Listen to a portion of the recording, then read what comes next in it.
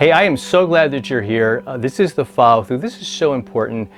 God's word just brings us hope, and so we want to follow through. We want to read it, take it in, and live it out every day, all the time. So hit that subscribe button, share this with somebody. We are in the book of Revelation. Today we are in chapter 13. We're going to look at verses 5 to 10. And one of the things I want to say to you is sometimes when we read the Bible, we can get kind of fixated on things. And as I Google different answers to who this beast is in Revelation, who the dragon is, right? The dragon is pretty blatant, right?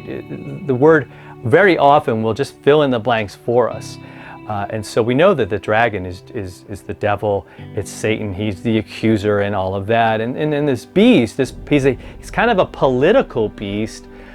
We could just lock it into maybe one of the emperors, maybe Nero, maybe Domitian. There were other ones that were around back then, and we could name Stalin. We could name Hitler and all the various people. Anyone who's kind of come at things from a political perspective to use that power to hurt people. And the thing is, it's not just one person. God wants us to be on the lookout for that tendency within us, and certainly around the governments and other rulers around us that might force us to choose between God and them. And we're always going to choose God. We always got to choose God. In the book of Acts, do you remember when the disciples, the apostles, they got called before the courts, right? They were in a lot of trouble. They were told not to tell people about Jesus. You weren't allowed to preach about him. But they're like, wait a second, this is a hugely beneficial thing. And why would we ever stop doing this?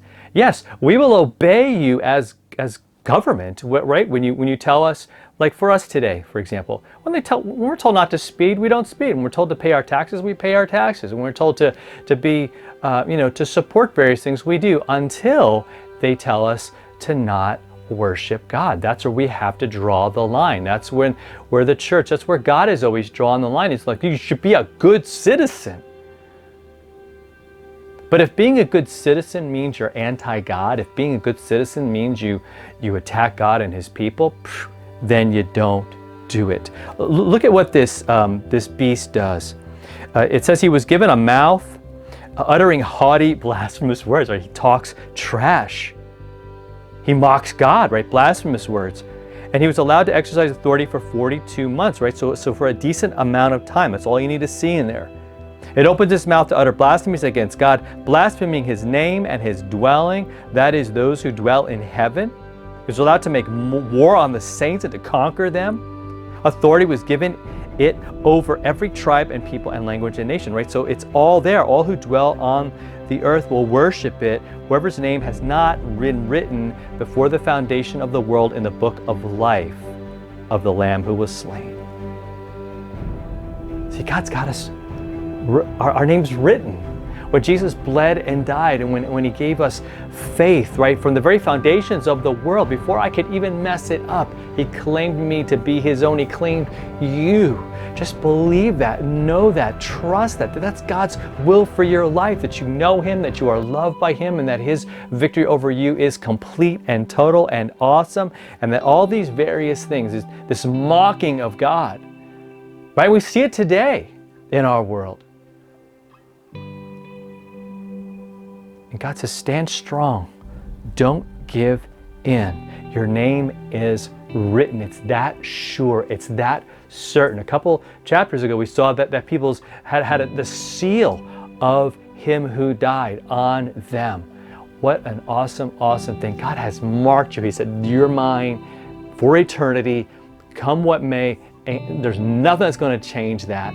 Right? Just hang in there, hold on to what you have, because it's more precious than anything else in this world, right? So let's do that. Let's help each other to do it. Let's be praying for each other. We need it, right? We need less division in our churches, in our homes, in our communities, and more people looking out for each other, seeing like, how can I encourage that person's faith? How can I help them to know who Christ is? Not to get involved in a bunch of controversies, but to be about his truth, all right? Let's do that today and see God do amazing things. Talk to you next time.